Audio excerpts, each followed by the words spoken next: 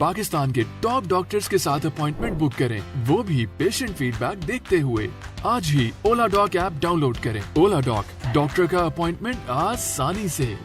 अस्सलाम वालेकुम, मेरा नाम है डॉक्टर नोहा साजिद और आज मैं आपको बताऊंगी कि वॉक करने के क्या फ़ायदे हैं और नुकसान क्या हैं। वैसे तो नुकसान कोई भी नहीं है, लेकिन जो फ़ायदे हैं वो बताती चलूँ आपको कि आपको इस वीडियो में पता चलेगा कि आप अगर वॉक करते हैं तो आपको क्या फ़ायदे हो सकते हैं और क्या आपको इसके बेनिफिट्स हासिल कर सकते हैं आप वॉक करने के साथ।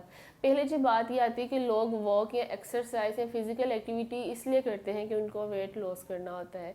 तो ये बहुत बड़ी मिथ है कि आपने सबसे पहले अपने माइंड सेट से ये चीज़ ख़त्म करनी है कि वॉक सिर्फ वेट लॉस करने के लिए नहीं है।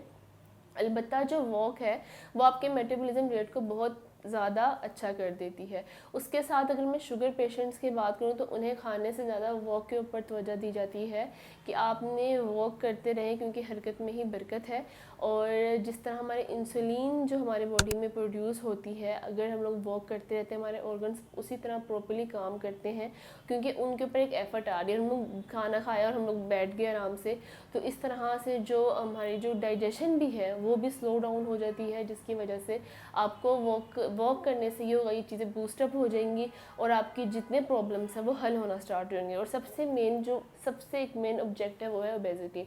अगर आप खाना खाते ही लेट जाते हैं या बैठे रहते हैं तो ऑब्वियस बात है कि जो आपका फूड है वो जितना मर्जी हेल्दी भी हो तो वो आपकी बॉडी में उस तरह डिपॉजिट होना स्टार्ट हो जाता है, फैट बनना स्टार्ट हो जाता है, जिसकी वजह से आप ओबीज हो जाते हैं। ये इस्लाम में भी ये चीज़ है कि आपको कम से कम हर खाने के बाद 40 कदम चलना चाहिए और पेट में इतना सा खाना डालना चाहिए जितने आपको उस खाने की जितनी भूख हो उससे चौथा हिस्सा आपने उसको अपना एम्प्टी रखना है। और साथ आपने वॉक या 40 कदम लाजमी चलने हैं ताकि आपको जो खाना है वो डाइजेस्ट हो सके।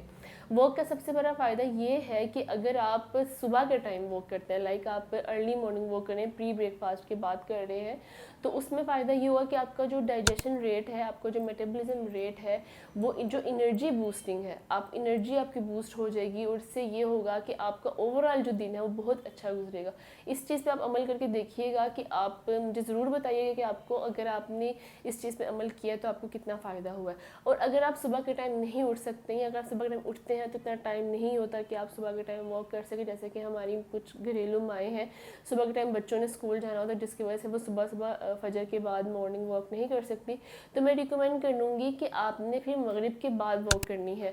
ये बात थोड़ा सा याद रखिएगा, जो वॉक करने का जो असल टाइम है या तो वो फजर के बाद है या जब मगरिब का टाइम होता है आप मगरिब की नमाज़ पढ़ें और उसके बाद वो करें, क्योंकि दोनों टाइम पे आपको जो स्टमक है वो एम्प्टी होता है।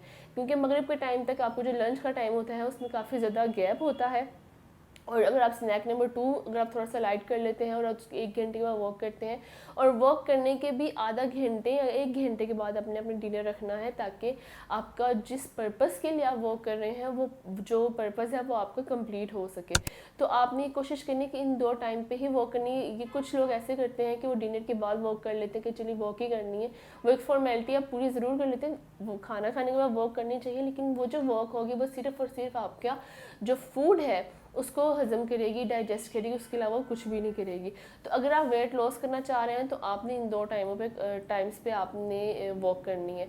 और अगर आप वेट गेन भी करना चाह रहे हैं तब भी आपने वॉक लाजमी अपनी डेली रूटीन में रखनी है। और अगर आपका गोल अचीव भी हो जाता है तब भी आपने अपनी वॉक को कंटिन्यू रखना है, जिस तरह आपका आप खाना वगैरह खाते हैं, बाकी जो डेली रूटीन आप उसको कंटिन्यू कर रहे हैं, तो आपने उसी तरह से अपनी वॉक को भी कंटिन्यू रखना है और इस चीज़ को अपनी लाइफ में इम्प्लीमेंट कर लें। क्योंकि जो हम लोग बाहर के लोग देखते हैं कि वो लोग बहुत ज़्यादा हेल्दी हैं, वो इसी वजह से हेल्दी हैं क्योंकि उन लोगों ने अपनी फ़िज़िकल एक्टिविटी बहुत ज़्यादा अच्छी रखी हुई है। और हम लोग पाकिस्तान में हम लोग खाते हैं, अपना काम वगैरह करते हैं और हम लोग उस तरह से वॉक वगैरह या एक्सरसाइज वगैरह नहीं कर पाते। कम से कम अगर आप जिम या एक्सरसाइज वगैरह नहीं कर सकते तो कम से कम अपनी डेली रूटीन में वॉक ऐड कर लें।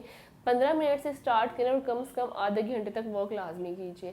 उम्मीद करती हूँ आपको मेरी वीडियो ज़रूर अच्छी लगी होगी। कमेंट सेक्शन में ज़रूर बताइएगा मेरी वीडियो कैसी लगी। बहुत शुक्रिया। पाकिस्तान के टॉप डॉक्टर्स के साथ अपॉइंटमेंट बुक करें, वो भी पेशेंट फीडबैक देखते हुए।